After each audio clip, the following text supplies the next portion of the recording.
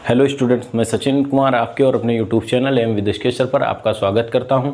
हम लोग intermediate physics का 7th चैप्टर पढ़ रहे थे, moving charge and magnetic field, गतिमान आवेश तथा वैद्युत क्षेत्र। इस चैप्टर के अंतर्गत हमने 2 वीडियो पढ़े थे, 2 पार्ट पढ़े हैं और आज हम लोग तीसरा पार्ट पढ़ने जा रहे हैं। ये जो दोनों पार्ट थे उन्हीं से संबंधित ये तीसरा पार्ट है। हम लोग पढ़ रहे थे बायो-सेवर्ट के नियम के अनुप्रयोग।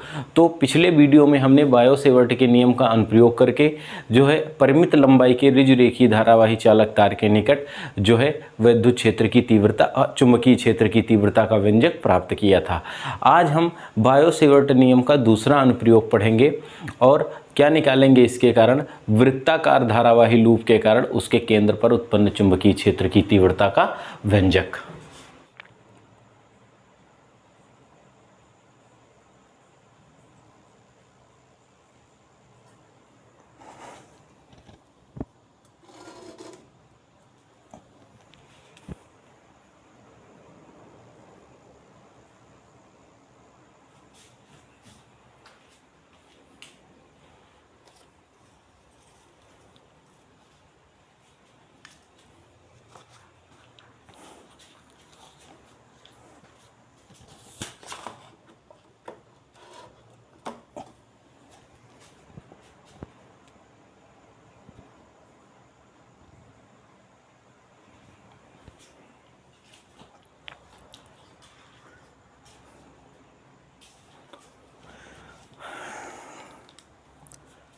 धारावाही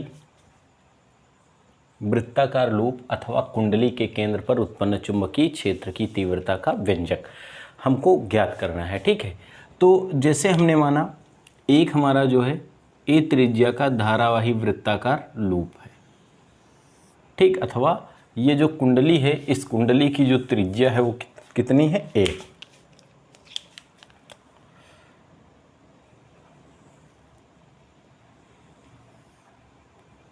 ये हमने बनाया, इसकी त्रिज्या कितनी है, आर या ए मान लिया। ए त्रिज्या का वृत्ताकार धारावाही लूप है, लूप अथवा कुंडली, इसमें 2 छल्ले होंगे।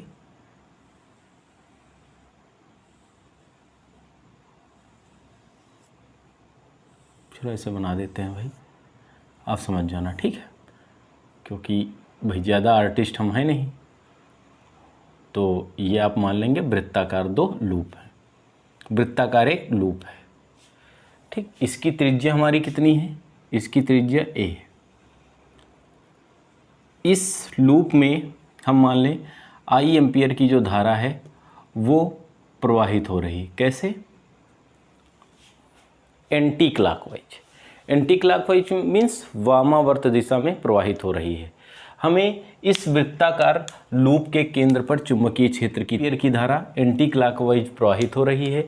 हमें इस कुंडली में प्रवाहित धारा के कारण इसके केंद्र ओ पर उत्पन्न चुंबकीय क्षेत्र की तीव्रता का व्यंजक ज्ञात करना है। और किसके नियम का अनुप्रयोग करके, बायो-सेवर्ट के नियम का अनुप्रयोग करके। तो बायो-सेवर्ट जी का नियम क्या था, बायो-सेवर्ट के नियम की सहायता से हम पहले अल्प लंबाई के कारण चुंबकीय क्षेत्र की तीव्रता निकालते थे। इसके लिए हम क्या करेंगे, ये जो हमारा धारावाही वृत्ताकार लूप है, ये जो वृत्ताकार लूप है इसे एल लंबाई के तार को मोड़कर बनाया गया है। जैसे हम मान लें कि एल लंबाई के एक तार को मोड़कर स्मॉल आर त्रिज्या का एक वृत्ताकार धारावाही लूप बनाया गया है। इस लूप में आई एम्पियर की जो धारा है वो प्रवाहित हो रही है। आप लिखना चाहो तो वामावर्त दिशा अर्थात एंटी क्लॉकवाइज या क्लॉकवाइज किसी तरह भी दर्शा सकते हो, ठीक है, प्रवाहित हो रही है। इस प्रवाहित धारा के कारण हमें इस लूप के केंद्र ओ पर चुंबकीय क्षेत्र की तीव्रता क्या करनी है, ज्ञात करनी है, ठीक है। अब ध्यान देना, जब हम बायो-सेवर्ट का नियम लगाते हैं तो बायो-सेवर्ट के नियम के अनुसार हम पहले अल्प लंबाई के कारण उत्पन्न चुंबकीय क्षेत्र की तीव्रता ज्ञात करते हैं। इसलिए हम क्या करेंगे, ये जो हमारा वृत्ताकार धारावाही लूप है इसे डेल्टा एल लंबाई के, कितने, डेल्टा एल लंबाई के समान छोटे छोटे खंडों में विभाजित कर लेते हैं। और जो ऐसे भी विभाजित करते हैं कि प्रत्येक जो छोटा खंड होता है उस छोटे खंड की लंबाई कितनी हो, dl हो। तो ये जो अल्प लंबाई हमारी dl है ये कितने भाग की है, AB। तो चालक तार के या धारावाही लूप के अल्प लंबाई के भाग dl के कारण बिंदु O पर हम निकाल लें उत्पन्न चुंबकीय क्षेत्र की तीव्रता। ठीक, चालक तार की यहाँ से धारावाही लूप की अल्प लंबाई के कारण लंबाई डेल्टा L या डेल L के कारण लूप के केंद्र पर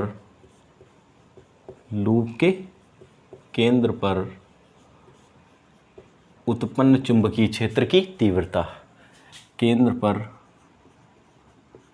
उत्पन्न चुंबकीय क्षेत्र की तीव्रता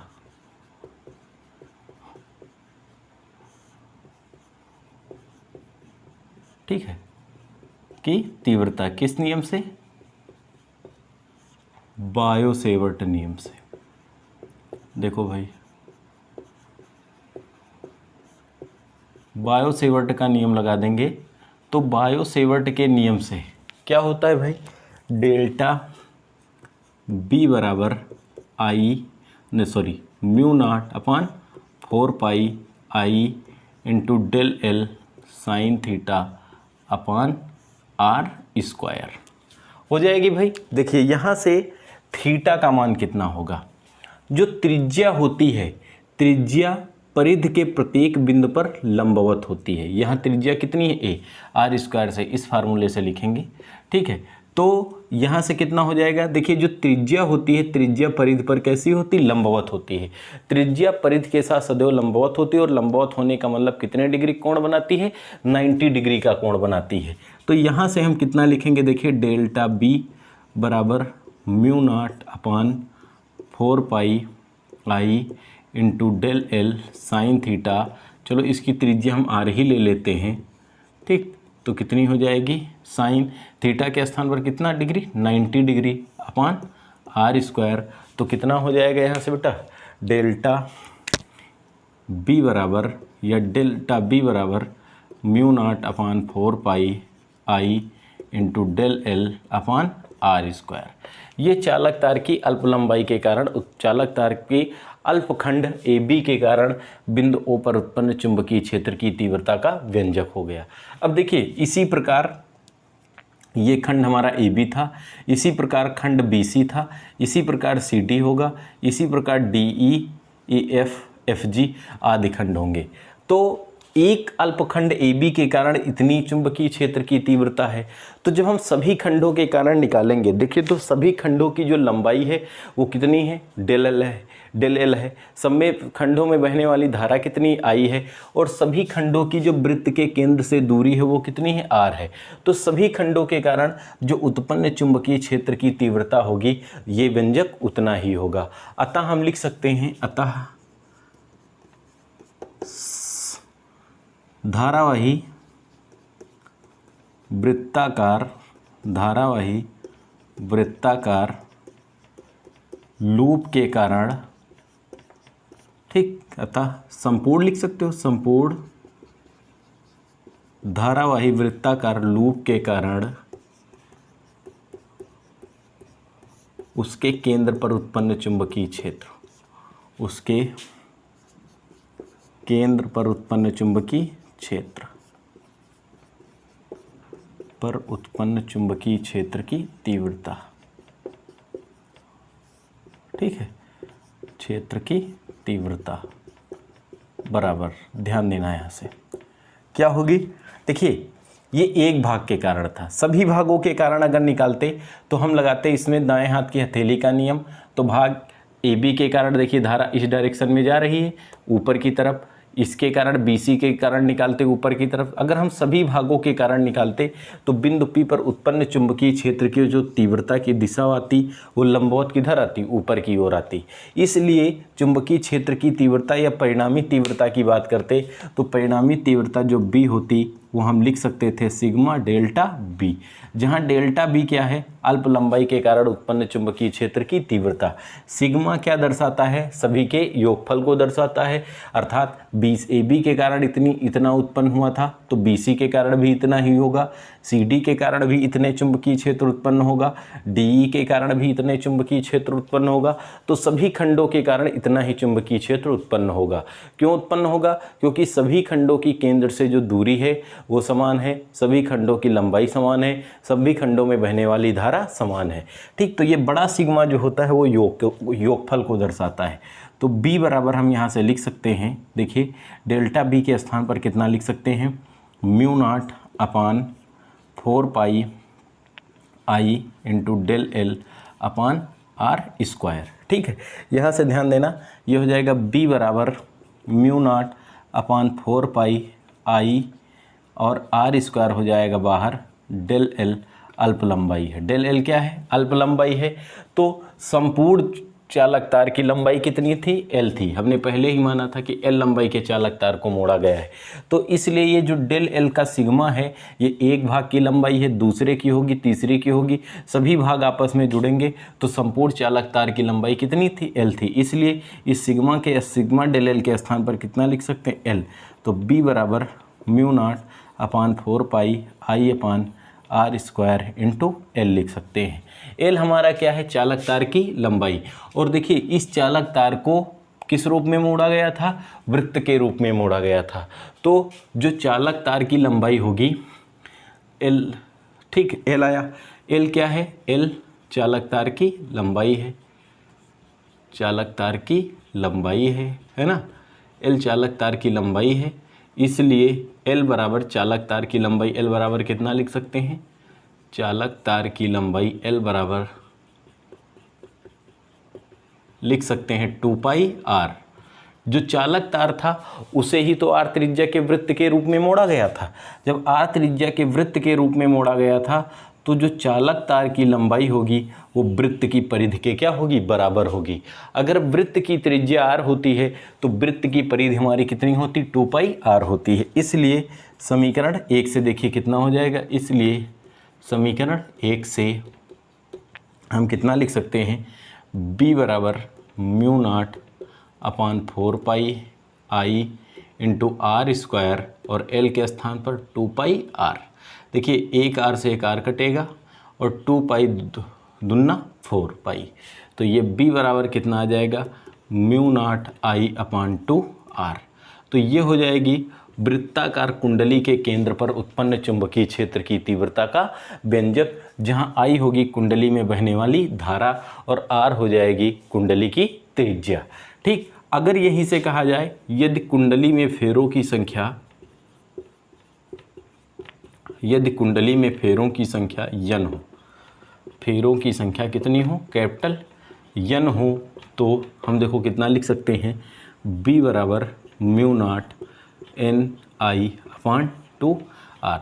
तो ये हो जाएगी वृत्ताकार कुंडली के केंद्र पर उत्पन्न चुंबकीय क्षेत्र की तीव्रता, जहां n हो जाएगी कुंडली में फेरों की संख्या, I होगी कुंडली में बहने वाली धारा और R हो जाएगी कुंडली की त्रिज्या। देखिए यहाँ पर निकाला आया भाई कुंडली के केंद्र पर उत्पन्न चुंबकीय क्षेत्र की तीव्रता का व्यंजक।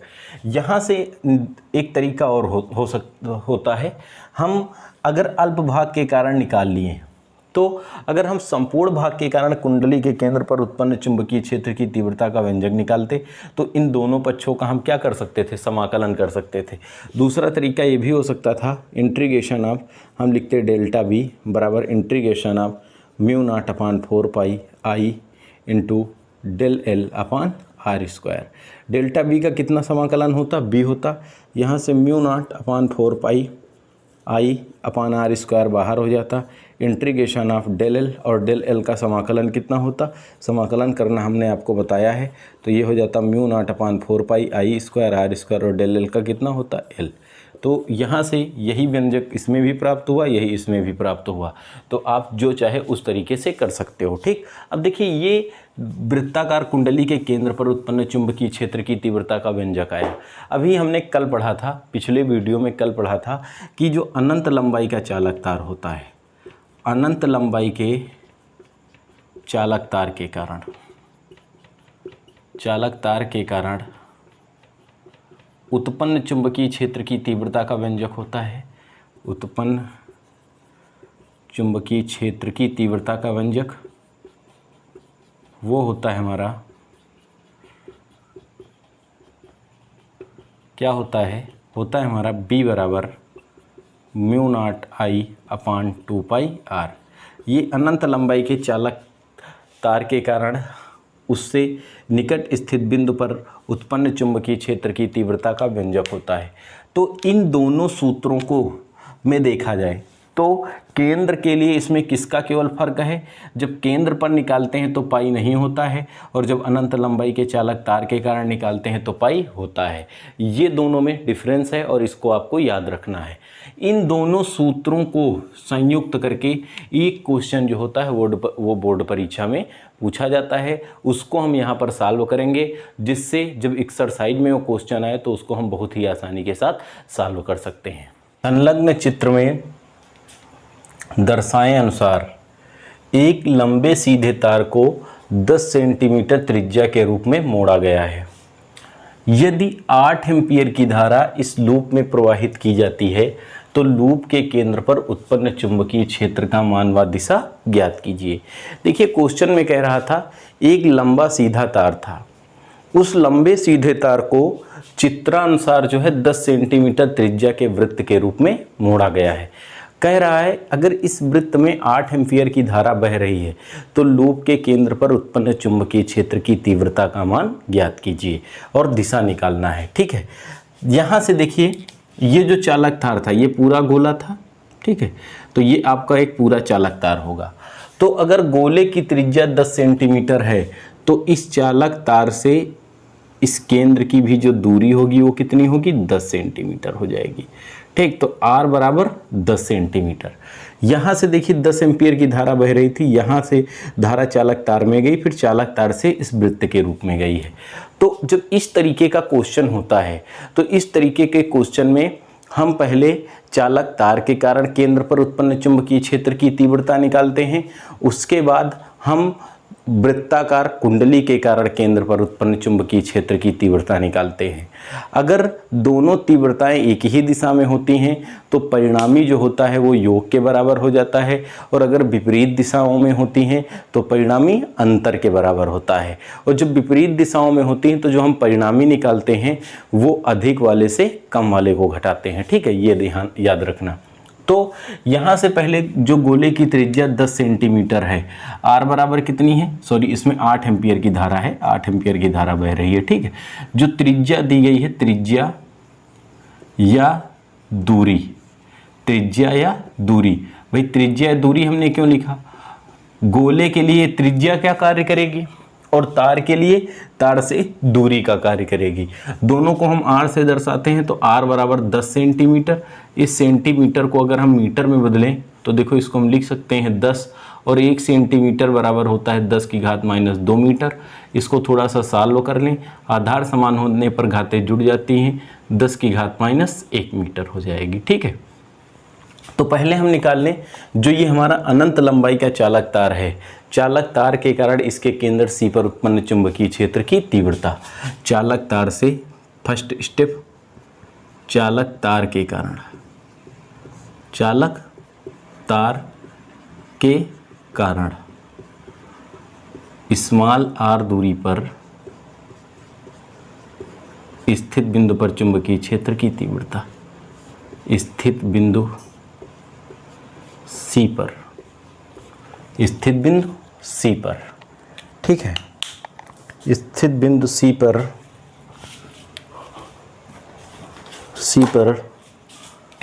उत्पन्न चुंबकीय क्षेत्र की तीव्रता, इसको हम क्या कहेंगे, B1, चुंबकीय क्षेत्र की तीव्रता B बराबर। अभी हमने आपको पढ़ाया था कि अनंत लंबाई के चालक तार के कारण उत्पन्न चुंबकीय क्षेत्र की तीव्रता B बराबर होती है mu naught I upon 2πr से। ठीक है, देखो B बराबर म्यू नॉट, ठीक है, अपान 2π।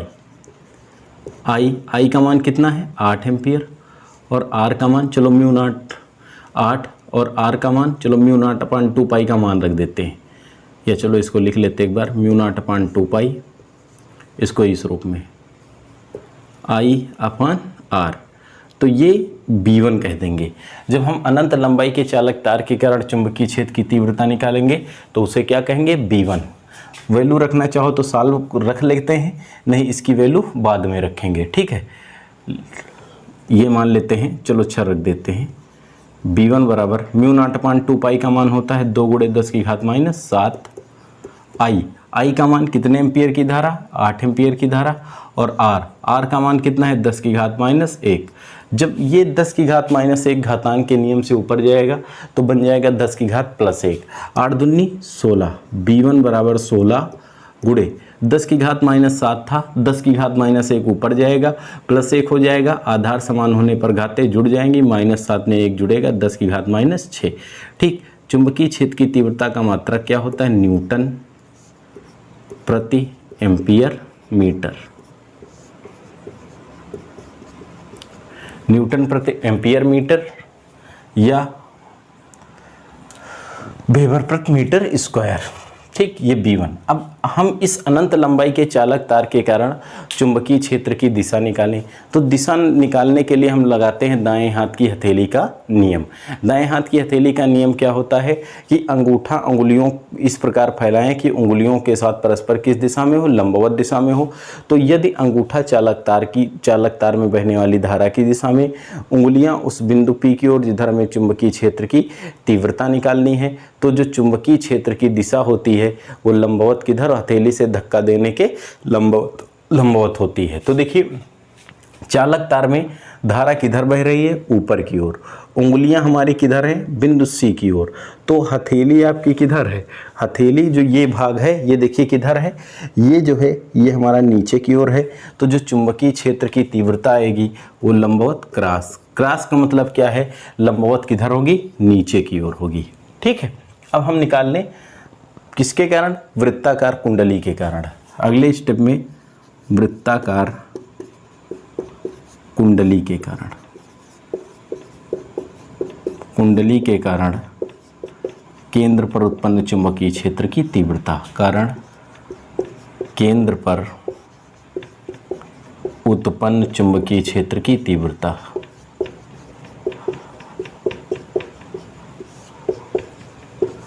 क्षेत्र की तीव्रता, इसको हम क्या कह सकते हैं कि तीव्रता, इसको हम कह सकते हैं B2। तो B2 बराबर μ0/4 पाई, सॉरी μ0/2 पाई इसमें नहीं होता है, μ0I/2 R होता था। वृत्ताकार कुंडली के कारण केंद्र पर उत्पन्न चुंबकीय क्षेत्र की तीव्रता का जो व्यंजक होता था B बराबर μ0I/2 R से, इसको हम B2 कहेंगे। तो B2 बराबर देखो μ0 का मान 4 पाई इंटू 10⁻⁻7, I कितने एम्पियर की धारा, 8 एम्पियर की धारा बटे 2, और R का मान कितना है 10⁻1। 2 1 कम 2, 2 दूना 4। ठीक है, 8 दूनी 16, 8 दूनी 16 गुणे पाई का मान 3.14 गुणे 10⁻⁻7, ये 10⁻⁻1 ऊपर जाएगा, 10⁻+1 हो जाएगा। ठीक, ये B2 बराबर 16 का गुणा कर लो 3.14 से, 16 चौको 64 के 4 हाथ लगा 6, 16 1 कम 16 6 22 के 2 हाथ लगा 2, 16 3 48 2 50। ठीक, कितने अंकों बाद दशमलव, 2 अंकों बाद दशमलव लगा दिया, गुणे 10⁻7 से 10 घटेगा 10⁻6 न्यूटन प्रति क्या होगा, एम्पियर मीटर, न्यूटन प्रति एम्पियर मीटर। अब इसके कारण दिशा निकालिए भाई, चालक तार के कारण केंद्र पर दिशा, तो चाहे जिस बिंदु पर लगा दीजिए। यहाँ से देखिए धारा इस दिशा में जा रही है, ठीक है। उंगलियाँ C की तरफ निकालोगे तो ये हथेली किधर है, लंबवत ऊपर की तरफ, चाहे यहाँ पर लगा दीजिए। धारा इस डायरेक्शन में जा रही है, उंगलियाँ C की तरफ हैं, तो ये हथेली किधर है, लंबवत ऊपर की ओर। तो यहाँ पर जो चुंबकीय क्षेत्र की दिशा होगी वो लंबवत ऊपर की ओर आएगी। तो अनंत लंबाई के चालक तार के कारण जो केंद्र पर चुंबकीय क्षेत्र की दिशा आई वो लंबवत नीचे की ओर, और जो वृत्ताकार कुंडली के कारण केंद्र पर उत्पन्न चुंबकीय क्षेत्र की दिशा आई वो लंबवत ऊपर की ओर। इस कारण बिंदु